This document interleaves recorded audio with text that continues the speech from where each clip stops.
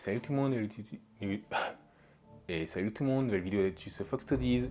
Nous allons enfin parler de la dernière catégorie des Space Marines du nouveau codex, à savoir les anciens choix des soutiens.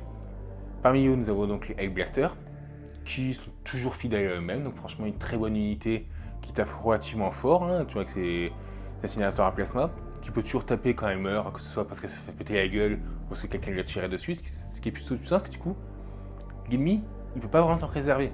Même si tu la tues, il y a probablement un tiers d'entre eux qui vont quand même tirer à nouveau. Ce qui permet vraiment à l'unité d'être quasiment certaine de se rentabiliser. Pour peu vous jouer par exemple en ville, où vous pouvez faire la reroll des blesses contre les monstres et les véhicules, même aux véhicules vont faire mal.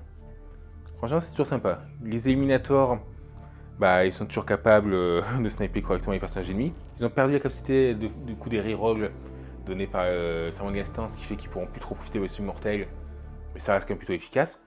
Les éradicators font partie des rares, du coup, avoir toujours plein de reroll, ce qui fait qu'ils vont être très agréables pour être joués en autonomie. Forcément, eux, ils n'ont rien perdu comparé à avant, parce qu'ils avaient déjà tous ces rerolls et ils les ont conservés. Donc, c'est tout bénef, il n'y a pas de souci avec eux. Les désolators, hélas, ils sont toujours très chers. 40 points par figurine, c'est beaucoup trop élevé. On n'en verra vraiment toujours pas tant qu'ils n'auront pas été diminués en points. Pourquoi pas en ville, mais ça reste quand même un peu limité. Les dévastators, ils n'ont pas changé, ce qui fait qu'ils sont toujours corrects. 120 points par exemple pour 4 canons laser ou 4 multifuseurs. En fonction du détachement, ça peut toujours faire le taf, franchement. Tu les joues 2 escouades de 5 dans un drop pod ou même pour sortir d'un Land Raider. Franchement, ça fait le boulot, il n'y a pas à dire. Le cerveau tourelle, le Fire Strike, c'est jumelé, donc ok. Mais on va dire c'est un peu tout ce qui les sauve, façon de parler. Le Whirlwind, honnêtement, il y a pas des listes optimisées, je pense qu'ils vont jouer 3 Whirlwind. Ils font enfin mal depuis la V10, donc franchement ça fait plaisir. On a enfin une artillerie sans ligne de vue qui fait enfin du dégâts, et c'est bien. Voilà, les 3 gladiators. Le Valiant est toujours le moins bon, mais le Lancer en anti-char est toujours un des meilleurs anti-chars à Space Marine, à l'exception des éradicators, mais eux, les éradicators ont besoin d'être à 18 pas pour faire mal, alors que le Lancer, il fait ça à 72 pas, ce qui est quand même beaucoup plus intéressant. Toujours évidemment quand on pété si tu joues Ironforge. Le Reaper demeure très intéressant lui aussi, en particulier en Ironforge, parce qu'il y a quand même beaucoup de blessures.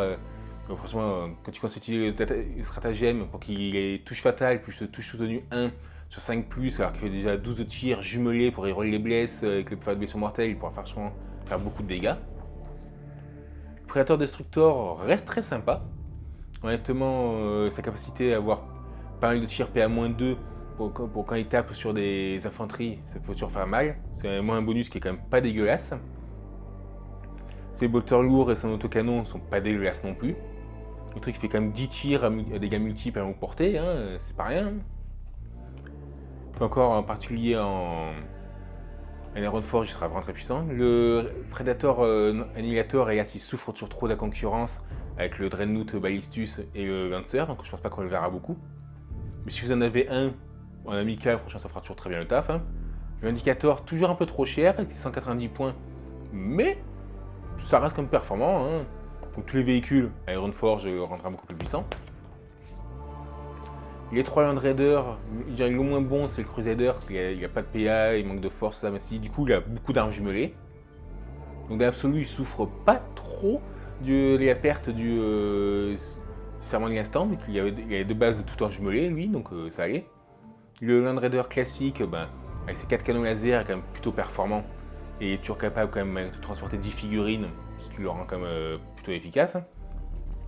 Évidemment, le meilleur sera le Land Raider Redeemer, avec ses 2 gros lance-flammes, D6 plus 3 touches, force 6, pas moins 2 dégâts 2, ignore cover. Voilà, on ne le présente plus, c'est un must dans cette V10.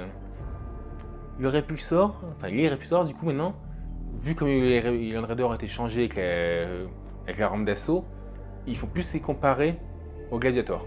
Est-ce que vous voulez sacrifier un peu de puissance de feu par point mais avoir une capacité de transport, ou pas. Si vous voulez vraiment que de la pure puissance de feu, les gladiateurs sont au-dessus. Si vous avez besoin d'un mélange puissance de feu, transport, les répulsors sont bons. Ils sont quand même pas chers. Je veux dire, les répulseurs de base, c'est 190 points. Comparé à un Predator, à un Land Raider lambda qui est quand même à 240 points, il y a une différence. Hein. Mais c'est vrai qu'ils sont quand même plus fragiles, ils n'ont pas l'arme d'assaut, tout ça. Ça, je pense qu'ils sont plus à comparer aux gladiators. Ils sont pas mauvais, ça dépend de ce que tu voudrais en faire. Question transport, le Rhino est sympa pour son coup en point, hélas.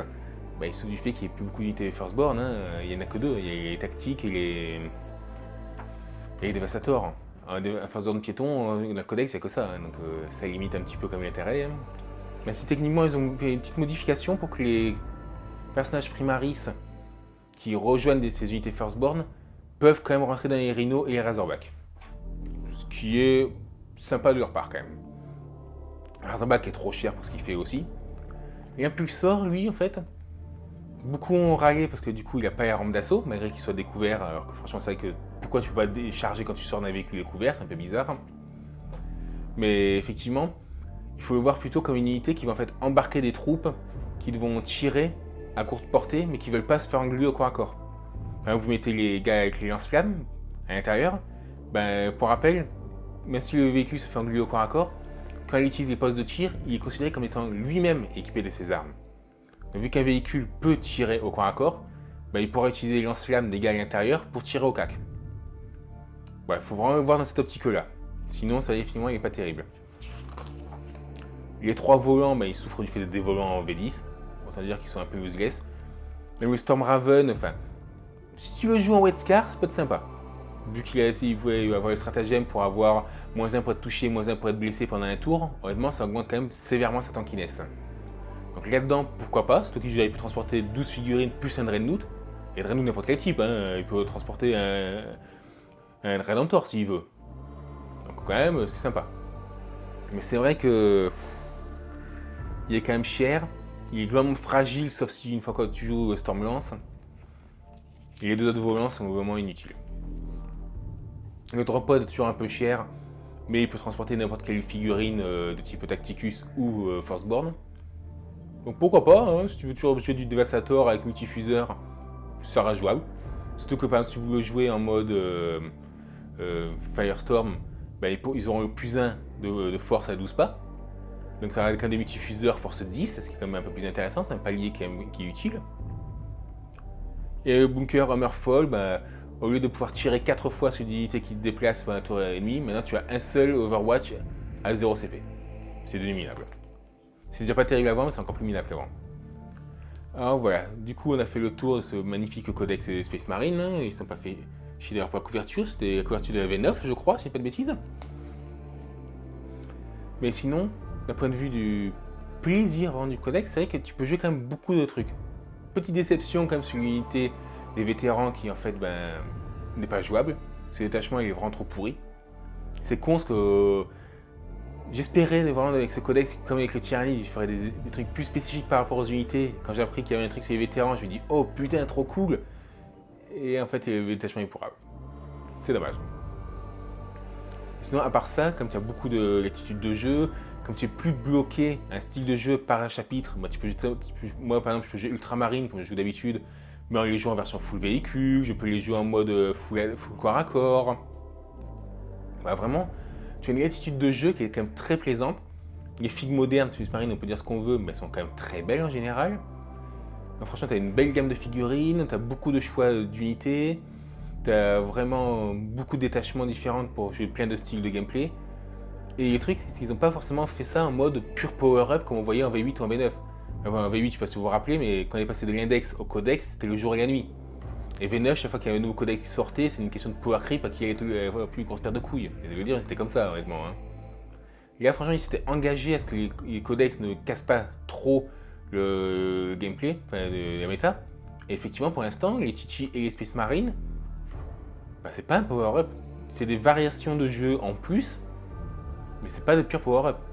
Honnêtement, d'ailleurs, avec le nerf du serment de l'instant, quand on voit que les Space Marine étaient à 47% de win, d'après Game Workshop dans les tournois, avant ce codex, alors quand tu avais le bon serment de l'instant, et que là par exemple le Gadus est toujours comme avant, mais que tu n'as plus la règle des blesses du serment, j'ai même limite l'impression que les Space Marines sont peut-être un peu plus faibles qu'avant.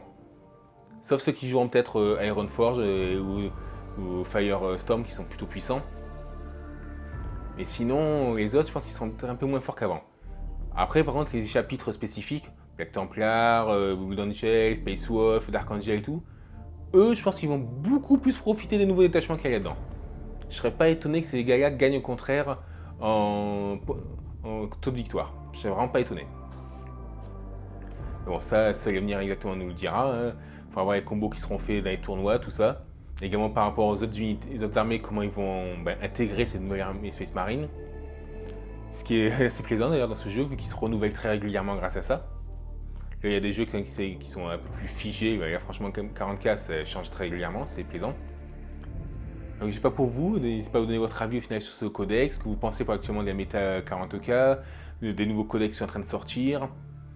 Je sais qu'il va y avoir les codex Necron et Mécanique qui sont peut-être les prochains. Bon, eux, je les ferai pas parce que j'ai pas les armées, j'ai pas cramé 90 boules pour des armées que je joue pas. Hein. Ouais, faut être sérieux au moins 2 minutes. Hein. Je regarderai la review de Furniture Game Studio comme quasiment tout le monde. Mais dès qu'il y a une nouvelle armée que je joue qui est refaite, moi il me reste les Custodes et les Eldar.